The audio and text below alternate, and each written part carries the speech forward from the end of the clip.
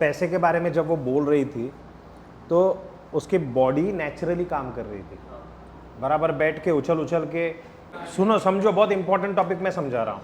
My Lord, Ramchandra ने ये खुद ही मान लिया है कि उसने खून किया है, तो मेरे पास साबित करने के लिए कुछ बचा ही नहीं। लोगों के लिए जरूरी है इसलिए टैलेंट दिखा रहे हो ना कहीं पैसा तो है ही ना जरूरी तुम्हारे लिए। हाँ, पर टैलेंट से ही तो पैसा बनता है ना।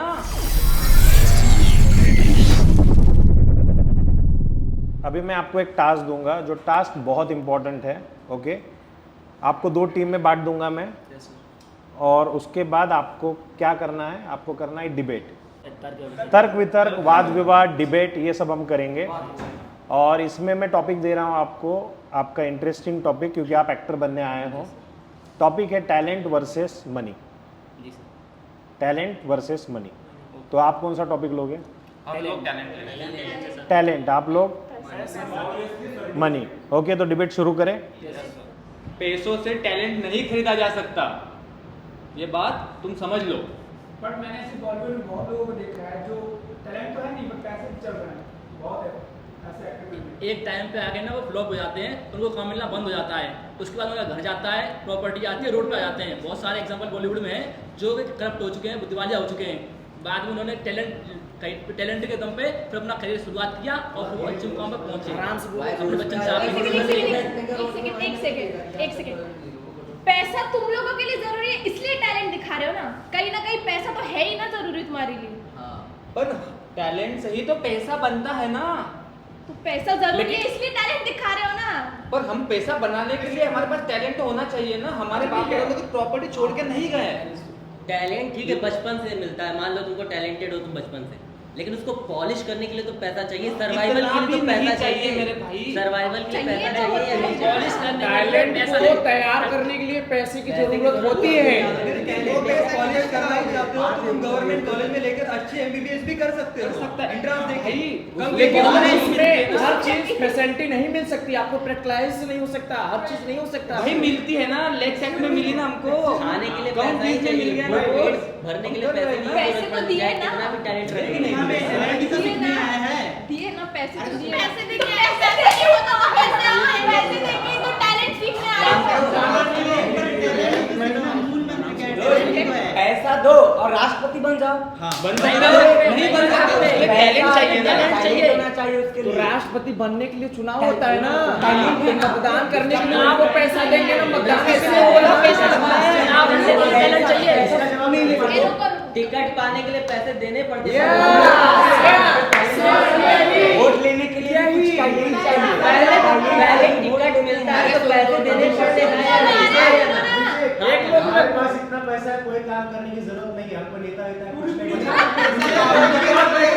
तो हमारे पास भी इतना टैलेंट है, हमको पैसे और कोई लेना देना नहीं, हम लोग कमा लेंगे मेरे पास में इतना टैलेंट है ना कि मैं बैठ के ना बहुत सारे कंपनी को खड़ा कर सकता हूँ। एक मिनट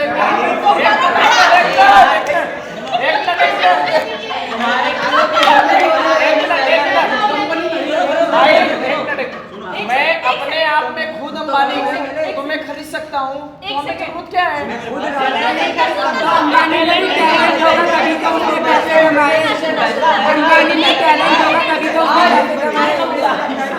वो बोल रहा है मैं अंबानी ने कितना टैलेंट यूज किया रिलायंस जियो खड़ा करने के लिए। बहुत टैलेंट इसलिए अंबानी बन पाया वो। इंडस्ट्री लगाने के लिए पैसा चाहिए यार, इंडस्ट्री लगाने के लिए पैसा चाहिए। तुम्हारे लेकिन पैसा कहाँ से आएगा? अंबानी के पास ना मुकेश अंबानी इतना पैसे वाला वो नहीं है। टैलेंट से पैसा बना है। बिजनेस टैलेंट है, बिजनेस टैलेंट। भाई पैसा है तभी तो इन्वेस्टमेंट करेंगे, अच्छी कंपनी खड़ी अंबानी के करेंगे। पास ना बिजनेस टैलेंट है। बिजनेस टैलेंट है। पैसा से किसी का जान बचा सकते हो? नहीं जान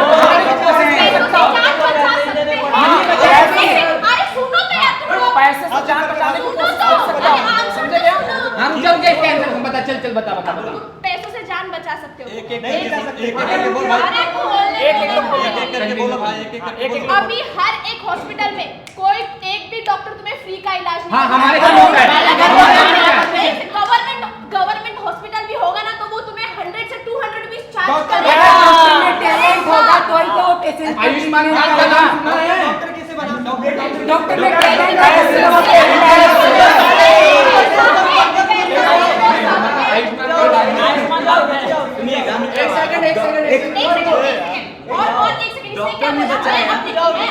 इसने क्या बोला? मैं अपने टैलेंट से कंपनीज खड़ी करूंगा। Yes, भाई yes. कंपनीज खड़ी करने के लिए भी पैसा पैसा लगता है। कैसे बनाएगा?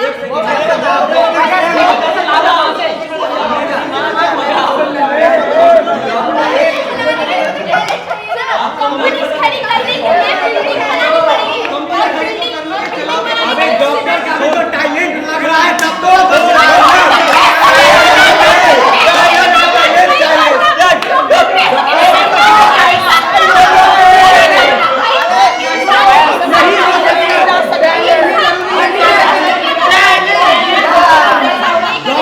मरीज को टैलेंट दिखाता है या उसको पैसा खिलाता है?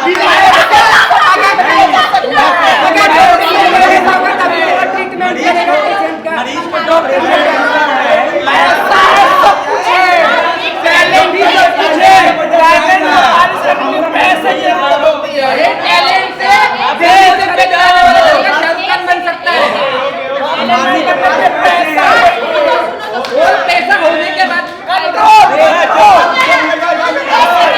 आप में से कुछ लोग उछल उछल के बात कर रहे थे। क्यों? क्योंकि वो कन्विक्शन था। तो मतलब पॉइंट ये था, सुनो सुनो, पॉइंट ये था कि वो सही थी उसकी जगह पर, क्योंकि वो जो कन्विक्शन था उसका, वो पूरी जोर लगा के, पूरा जान लगा के बोल रही थी कि यही सही है। आप में से भी कुछ लोग थे, इन्होंने भी अच्छा बोला, तुमने भी अच्छा बोला, इनमें से भी बहुत सारे स्टूडेंट्स थे जिन्होंने बोला यही बात सही है। यही तो इम्पॉर्टेंट है, क्योंकि जब आप एक्टिंग कर रहे हो, आपको जो भी स्क्रिप्ट दी है, आप यही मानोगे कि यही स्क्रिप्ट सच है, मैं जो बोल रहा हूँ यही सही है। आप क्रिमिनल हो और आप अपने डायलॉग बोल रहे हो, तो रियल लाइफ में आप क्रिमिनल थोड़ी हो, लेकिन आप बोलते वक्त ऐसे बोलोगे कि मैंने सच में वो सब कांड किया है। लड़कियां प्रोस्टिट्यूट का रोल करेगी, तो प्रोस्टिट्यूट सच में है क्या? करीना कपूर ने चमेली में प्रोस्टिट्यूट का रोल किया, तो क्या प्रोस्टिट्यूशन कर रही है क्या? लेकिन अपने डायलॉग बोलते वक्त वो इस कन्विक्शन के साथ बोलेगी जैसे सच में वो वही है। तो आपके एक्टिंग में कन्विक्शन आना बहुत ज़्यादा ज़रूरी है, और वही समझाने के लिए मैंने डिबेट कराया कि जब डिबेट कर रहे थे आप, तो आप अपनी बात मनवा रहे थे कि भाई यही सच है और इसी को मान। अब एक्टिंग की कोई भी स्क्रिप्ट आपके पास आती है, तब आप क्यों अटकते हो? तब आप कन्विक्शन के साथ क्यों नहीं बोलते हो? क्योंकि आप ये मानते ही नहीं हो कि यही मेरे साथ हुआ है। आपको वकील का कैरेक्टर दिया जाता है, आपको किसी और का कैरेक्टर दिया जाता है, आप मानते ही नहीं हो कि वही मैं हूँ। आप सोचते हो कि ये एक स्क्रिप्ट है, ये मैंने याद करनी है और मैंने बोलना है। यस और नो? क्या हो अगर उसमें कन्विक्शन आ जाए? रियल लगेगा। और एक्टिंग क्या है? जो झूठ है उसको सच बनाना एक्टिंग है। तो कितना ज़बरदस्त जोश था आप लोगों में। मैंने और सुजीत सर ने जानबूझ के आपको रोका नहीं कि रुक जाओ यार, झगड़े मत करो, क्योंकि मैं वही चाहता था कि पूरे कन्विक्शन के साथ जोर लगा के आप बात करो। अपने मंत्री संतरी पार्लियामेंट में किस तरीके से जोश में बात करते हैं, एक पूरा कन्विक्शन के साथ बात करते, लगता है कि पूरा देश यही संभाल रहा है, पूरा अपना शहर, अपना गली मोहल्ला इसी के कंधे पे। इस तरीके से वो बात करते हैं कन्विक्शन के साथ। कन्विक्शन ना हो तो एक्टर ज़ीरो है। अपने आप को शूज़ में रखो। मैंने बोला आप एक बेगर हो, भिखारी हो, तो आपको तुरंत लगना चाहिए कि मैं एक भिखारी हूँ। बातों को सतही तौर पे मत बोलो, जान डालो उसमें। जैसे अभी आप टॉपिक पे जान डाल रहे थे। अच्छा, जिनका पैसा टॉपिक था, जिनका टैलेंट था, क्या वो सच था? क्या नहीं था ना भाई। टैलेंट है, पैसा नहीं, कुछ नहीं कर पाएगा इंसान। हज़ारों लोग, लाखों लोग हैं जिनमें काबिलियत है, लेकिन वो आज नहीं आ पा रहे। लाखों लोग हैं जिनके पास पैसा है, सेलिब्रिटी के बच्चे, प्रोड्यूसर के बच्चे कुछ नहीं कर पा रहे। पैसा है लेकिन टैलेंट ही नहीं है। लेकिन जब आप बात कर रहे थे, तब आप पूरे कन्विक्शन के साथ बात कर रहे थे। यही आपके एक्टिंग में लेके आओ। ओके, अभी सुजीत सर ने आपको एक स्क्रिप्ट दी थी कल, क्या कैरेक्टर था वो? एक लॉयर का था। किस किस को स्क्रिप्ट याद है और किस किस को लगता है कि मैं कन्विक्शन के साथ बोल सकता हूँ? ओके, तुम बोलो। खड़े होके बोलो, यहाँ पे आओ, मैं मेरे से बात कर रही हो। स्टार्ट। माय लॉर्ड, रामचंद्र ने ये खुद ही मान लिया है कि उसने खून किया है, तो मेरे पास साबित करने के लिए कुछ बचा ही नहीं है। हालांकि कैप्टन रॉय ने यह साबित करने की कोशिश की है कि रामचंद्र के साथ जुल्म हुआ है, वो भी एक ऐसे समाज में जो खुद एक नियम और कानून पर टिका हुआ है। माय लॉर्ड, विरोध करने के कई तरीके थे और कई रास्ते भी। रामचंद्र अगर चाहता तो वो अपनी शिकायत ऑफिसर से कर सकता था, मगर उसने नहीं की। रामचंद्र अगर चाहता तो वो अपनी शिकायत आर्मी चीफ से कर सकता था, उसने नहीं की। रामचंद्र अगर चाहता तो वो अपनी शिकायत सेना के सबसे बड़े कमांडर और देश के राष्ट्रपति से कर सकता था, उसने नहीं की। मैं मानती हूं रामचंद्र के साथ जुल्म हुआ, उन 2 ऑफिसर्स ने उनके साथ ज्यादती की, उसकी बेइज्जती की, उसको गालियां दिए, लेकिन गालियों का जवाब गोलियों से तो नहीं दिया जा सकता ना माय लॉर्ड, कतई नहीं दिया जा सकता। इन्हें सजा मिलनी चाहिए, ये एक नैतिक जुर्म है और रामचंद्र ने जो किया वो एक मानव हत्या का अपराध है, वो बहुत बड़ा अपराध है। इसलिए रामचंद्र को आर्मी एक्ट 69 के दफा 302 के तहत फांसी होनी चाहिए, death sentence, that's all my Lord.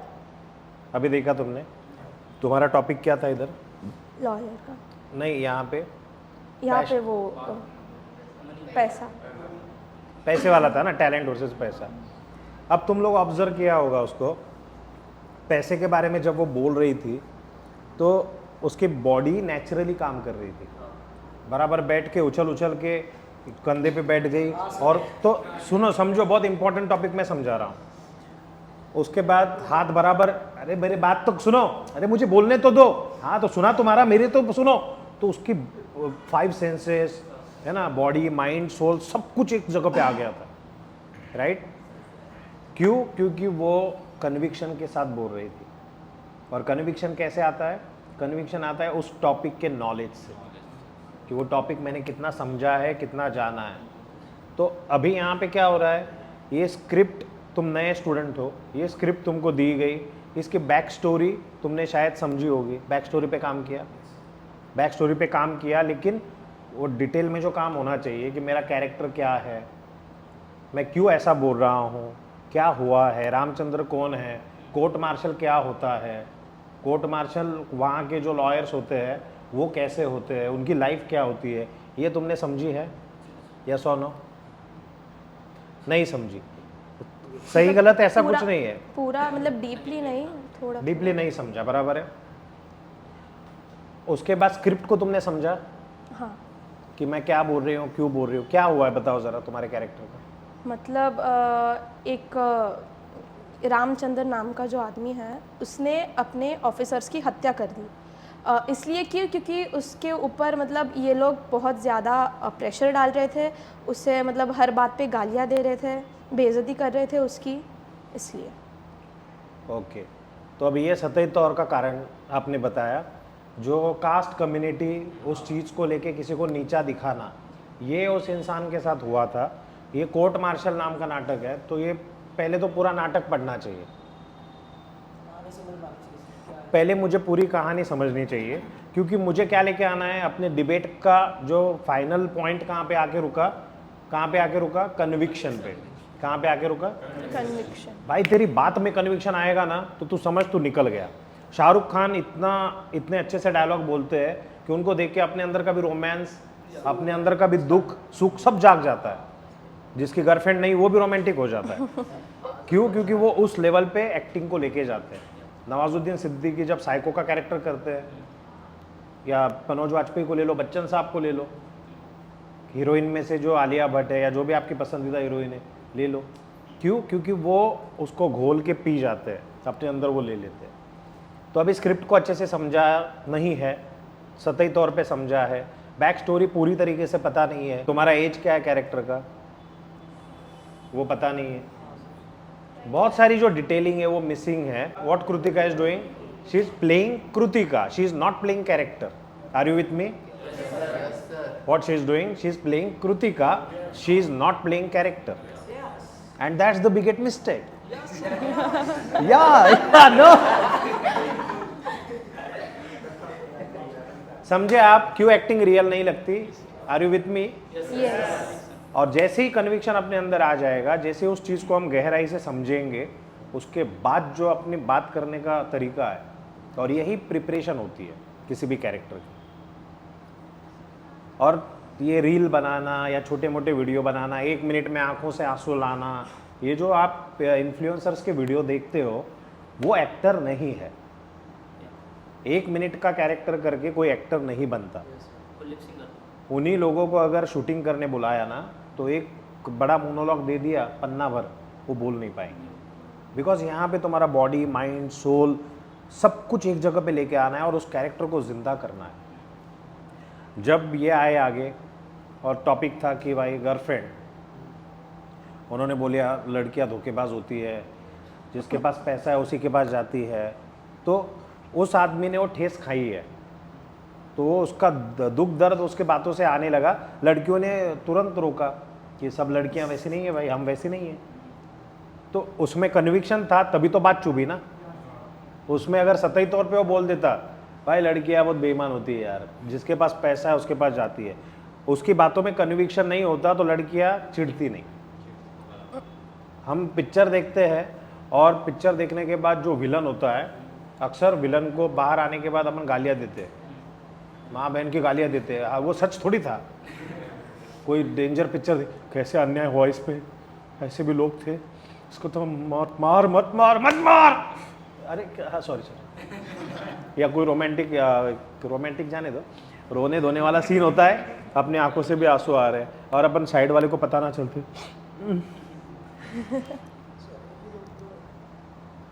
आंसू चल रहे हैं, क्योंकि वो एक्टर ने रुलाया। हालांकि पब्लिक को पता है ये सब झूठ है जो हम देख रहे हैं। Still people are crying because of actor. So acting बहुत टफ है, और सही तरीके से समझ के करेंगे तो इसके जैसा इजी कुछ भी नहीं। क्योंकि तुम एक ही ज़िंदगी में डॉक्टर, वकील, engineer, prime minister, chief minister, जो भी तुमको कैरेक्टर करने हैं वो सब तुम एक ही लाइफ में कर लेते हो। लेकिन पंकज त्रिपाठी को देख लो तुम, एक्टिंग में कितना सहजता, कितना इजी, कितना ठहराव के साथ करते हैं। रणबीर सिंह को देख लो, रणबीर सिंह की एक्टिंग में देखो, कपिल मूवी देखो आप, कपिल को पूरा हुबहू उतारा है उसने। रणबीर कपूर को ले लो, संजू में संजय दत्त को पूरी तरीके से उतारा है। खिलजी को ले लो, खिलजी का जो कैरेक्टर किया है उसने। दिलीप कुमार का एक सीन है जहाँ पर दिलीप कुमार रो रहे हैं, हेल्प मांग रहे हैं, एक सीन है। अरे भाई कोई है, जाके तुम सीन देखो उनका, आपकी आंखों में आंसू आ जाएंगे। तो एक्टिंग क्या है पता है? एक्टिंग तुम कितने अच्छी दिखती हो, अच्छा दिखते हो, कितना तुम्हारा ज़बरदस्त पर्सनैलिटी है, कितने तुम स्टाइल मारते हो, वो एक्टिंग नहीं है। पर काया प्रवेश एक्टिंग है। तुम उस इंसान को जिंदा करते हो, तुम्हारे एक्टिंग में डेप्थ तभी आएगी। और ये 2-4 महीने का काम नहीं है, 2-4 महीने का काम नहीं है। साल, 2 साल, 5 साल जब तुम दे देते हो ना इस फील्ड के लिए, सीखने के लिए, 3 महीने का कोर्स मतलब जूनियर केजी, नर्सरी। 3 महीने का कोर्स मतलब नर्सरी में ही तुम बोलोगे कि मेरे को नसरुद्दीन शाह बना दो, ओमपुरी बना दो, तो वो तुम गलत जगह आ गए। टेक्निक सीख के तुमको उसको अप्लाई करना है, प्रैक्टिस करते रहनी, और कन्विक्शन के साथ उस चीज़ को जब करोगे तुम, तब ऑटोमेटिक आ जाएगा। पहले आप लोगों के साथ जो एक्सरसाइज मैंने कराई कि आप कैमरे के सामने खड़े हो जाओ और हम टॉपिक देंगे, आलू, बैंगन, ये वो, कुछ भी टॉपिक दिया और आपको बोलना था। उसमें जिन्होंने कन्विक्शन के साथ बात की वो लोग अपने को अच्छे लगे, और जिन्होंने कन्विक्शन के साथ बात नहीं की वो आधे अधूरे लगे। यही चीज़ लेके आनी है। और परकाया प्रवेश तुमसे कोसों दूर है। परकाया प्रवेश का मतलब जैसे रणवीर सिंह अपने आप को पूरी तरीके से ट्रांसफॉर्म करता है, रणदीप हुडा अभी सावरकर मूवी में अपने आप को पूरी तरीके से चेंज किया उसने। हॉलीवुड के बहुत सारे एक्टर्स हैं जो अपने आप को पूरी तरीके से चेंज करते हैं, वो है परकाया प्रवेश। और वो 2 दिन का खेल है ही नहीं, इट विल टेक टाइम। ज़्यादातर एक्टर गलती क्या करते हैं, Vinay is playing Vinay, Ruchita is playing Ruchita. So हमको ही प्ले कर रहे हैं, हम बदलाव लेके ही नहीं आ रहे। वो बदलाव लेके आना पड़ेगा। अग्निपथ में बच्चन साहब अलग है, पा में अलग है, शाहरुख खान जो चक दे मूवी है उसमें अलग है, अलगपन लेके आना पड़ेगा ना, तभी तो तुम कैरेक्टर प्ले कर रहे हो। Aamir Khan is best example.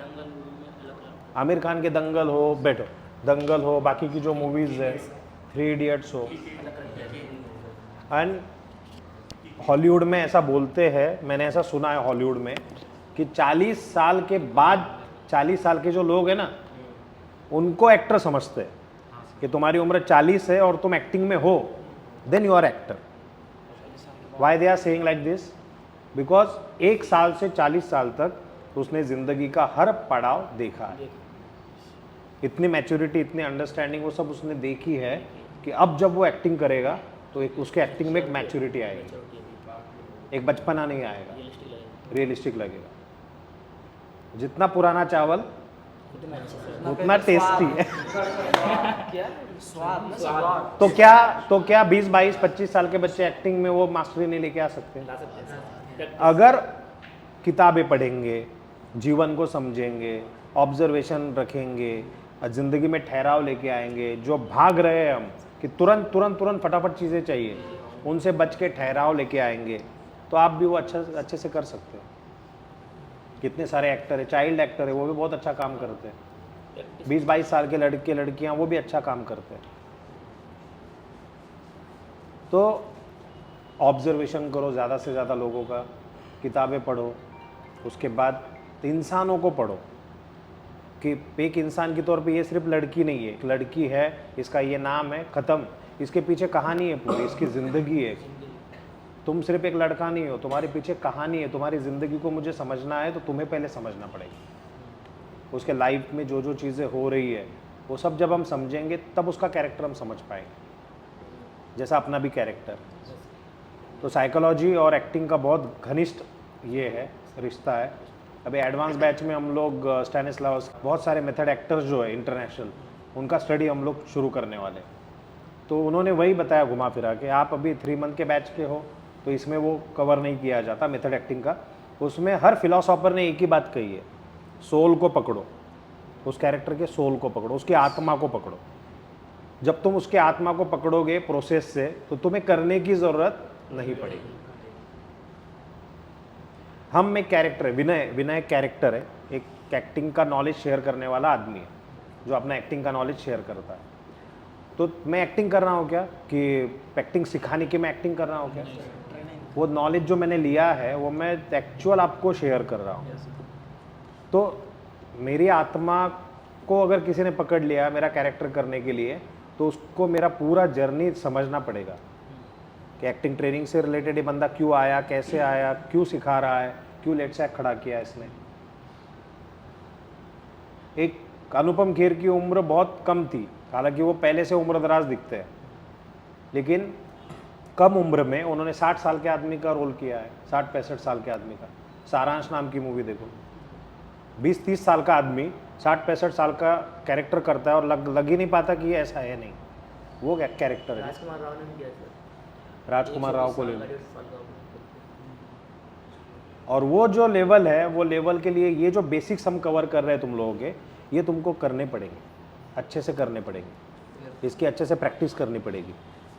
अक्सर बेसिक्स जब कवर किए जाते हैं तो लगता है, बोरिंग लगता है, अरे यार ये सुजीत सर क्या करवा रहे हैं, ये ईरा मैम क्या करवा रहे हैं, हितेश सर, विनय सर ये क्या टॉपिक करा रहे हैं, हमको सीधा कैमरे के सामने खड़े करो और हमको स्क्रिप्ट दो, हमको बोलने के लिए लगाओ। लेकिन बच्चा डायरेक्ट भाग नहीं सकता ना मेरे भाई, बच्चा पैदा हुआ और डायरेक्ट भागने लगेगा क्या? वैसे तुम हो, स्टेप बाय स्टेप तुम लोग आगे आओगे।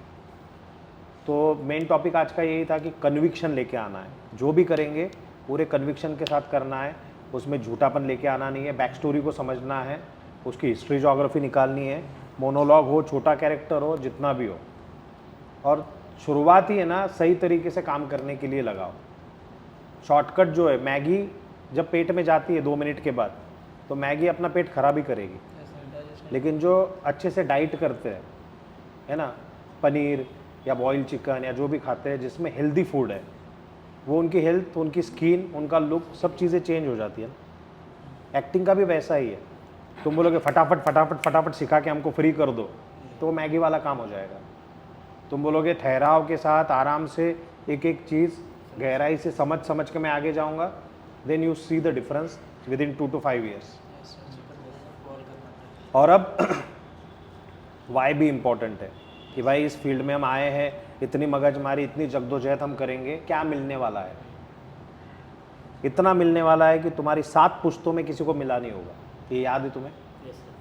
आज मैं जो मेरे फ्रेंड्स है CA, जो एक्टर्स की जो कुंडली निकालते हैं ना, उनका पूरा फाइनेंशियल, एक वेब सीरीज़ का जो उनका पेमेंट है, नॉर्मल कलाकार, ठीक ठाक रोल करने वाला कलाकार, 15 दिन के शूट का उसका पैकेज निकला है 25 लाख का।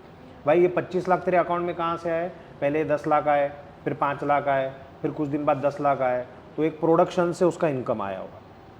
और ऐसे उसकी बैलेंस जो भी शीट है उसकी, उसमें 4 अलग अलग प्रोडक्शन से, ऐड का पेमेंट अलग, पिक्चर का पेमेंट अलग, वेब सीरीज़ का अलग, सीरियल का अलग, और ऐसा कुल मिला के साल भर का एक्टिंग से कमाया हुआ 1 करोड़ का उसका टर्नओवर है, और उस पर वो बंदा टैक्स पे करता है, जो भी ऑफिशियल उसका लीगल फॉर्मेलिटी होगा। इतना पैसा है एक्टिंग में कि तुम जितना सोचा नहीं होगा तुमने, उतना तुमको मिलेगा। और मैंने लास्ट टाइम बताया था कि एक बिजनेसमैन, कोई भी बिजनेस करने के लिए हमको क्या क्या चीज़ें चाहिए रहेगी। आज अपने को एक बिजनेस शुरू करना है, क्या क्या चीज़ें चाहिए? पैसा चाहिए, प्लानिंग चाहिए, और उस फील्ड की नॉलेज चाहिए, कंपनी या दुकान जो भी खड़ा करना है वो जगह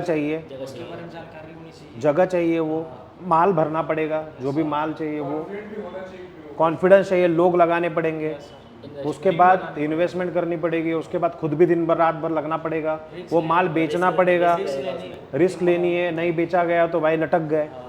अब मुझे एक बात बताओ, एक्टर की इन्वेस्टमेंट क्या है? तुम एक्टर हो and you are a businessman,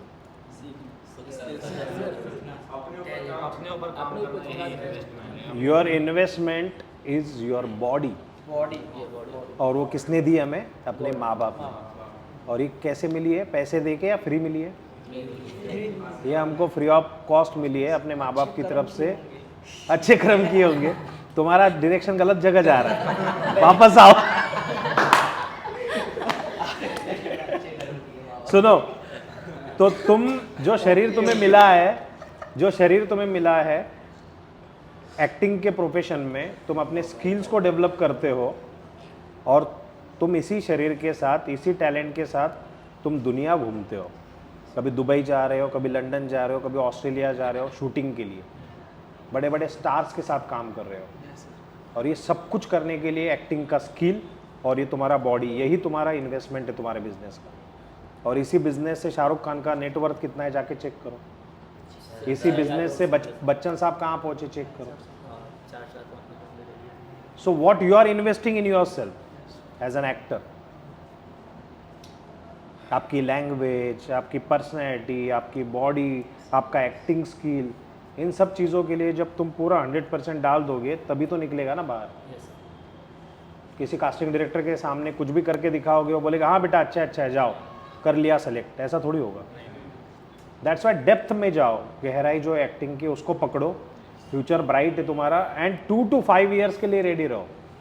मेरे सामने जितने भी स्टूडेंट्स बैठे हैं, इनमें से जिसको मैगी की तरह 2-4 महीने में ही छा जाना है तो आज के आज फील्ड छोड़ दे, क्योंकि कुछ होने वाला नहीं है। 6-7 महीने, साल भर तो सीखने में ही लगता है। तो अगर इतनी जल्दबाजी है कि मैं आ गई और मैं तुरंत बन गई, तो भाई ये फील्ड तुम्हारा नहीं है। गहराई से चीज़ों को समझो, सीखो। जो 3 महीने के कोर्स वाले, कोर्स होने के बाद दी हुई बातों की प्रैक्टिस करो, वो बरकरार रखो प्रैक्टिस, उसके बाद तुम छा जाओगे। क्योंकि घुमा फिरा के यही आज बच्चन साहब जो शरीर है उनका 80 साल के ऊपर उनकी उम्र हो गई है, लेकिन इसी शरीर, इसी टैलेंट के जरिए आज भी इंडस्ट्री में टिके हुए हैं। So you should value yourself, value your talent, value your everything. तुम्हारा बोलना, तुम्हारा बॉडी पर्सनैलिटी, तुम्हारा acting skill, dance, fight, swimming, driving, हर एक चीज़ में तुमको अपना मास्टर बनना है। उसके बाद जब बाहर निकलोगे तुमको कुछ करना नहीं पड़ेगा। आधे अधूरे काम ना मिलने वाले बच्चे कौन से पता है? जिनको काम आता ही नहीं है या तो आधा अधूरा आता है। आधा अधूरा आता है, इसीलिए उनको कोई एंटरटेन नहीं करता। उनको लगता है कि मेरा थोड़ा कांटेक्ट बनाऊंगा और मेरी बात बन जाएगी। वैसा नहीं होता, क्योंकि अब इंटरनेट की वजह से हर एक टैलेंट कास्टिंग डायरेक्टर के साथ कनेक्ट हो गया है। क्लियर सबको? तो बात आती है कन्विक्शन की, और ये कन्विक्शन कब आएगा? जब तुम रेगुलर एक्टिंग क्लास अटेंड करोगे, जब तुम ठहराव के साथ काम करोगे, जब तुम ग्लैमर को भूलकर ग्रामर पे फोकस करोगे, एक एक चीज़ पर काम करोगे, क्लास के बाद भी घर पे जाके प्रैक्टिस करोगे। पता चला एक्टिंग क्लास में आए, रिलेशनशिप में अटक गए, और फिर प्यार इश्क लव मोहब्बत ही शुरू हो गया, और फिर एक्टिंग वैक्टिंग सब साइड में रह गई। वैसा करोगे तो फिर जो सपना देख के आए हो वो चीज़ें आपको नहीं मिलने वाली। ये अभी मैं लिख के देता हूँ आप लोगों को, इतना याद रखो। कोर्स में आए हो और ध्यान कहीं और ही है, मम्मी की याद आ रही है, पापा की याद आ रही है, ये हो रहा है वो हो रहा है, इमोशनल हो जाओगे तो भी नहीं चलेगा। सैक्रिफाइस करना पड़ता है। जितने भी बड़े एक्टर्स हैं उन्होंने सैक्रिफाइस किया है। कंफर्ट जोन में सब नहीं मिलता ना। कुछ लोग दूर से ट्रैवल करके आते हैं, अरे भाई इतना ट्रैवलिंग मैं तो नहीं कर पाऊंगा, तो भाई घर पे ही बैठ। इसी बैच में से 2-5 साल में कुछ बच्चे अपने को टेलीविज़न में, वेब सीरीज़ में, पिक्चरों में दिखेंगे, तब तुम घर पे बैठ के तालियां मारो। भाई मैं भी था इसके साथ। सोशल मीडिया पे उसका फ़ोटो निकालो अब तुम्हारे साथ और डालो माय फ्रेंड। और तू कहाँ बैठा है? तू बैठा है खेत में, तू बैठा है दुकान डाल के। तो वैसा नहीं होने देना है, तो मेहनत करो और जो जो चीज़ें बताई जा रही है उसको प्रॉपरली फॉलो करो। ओके?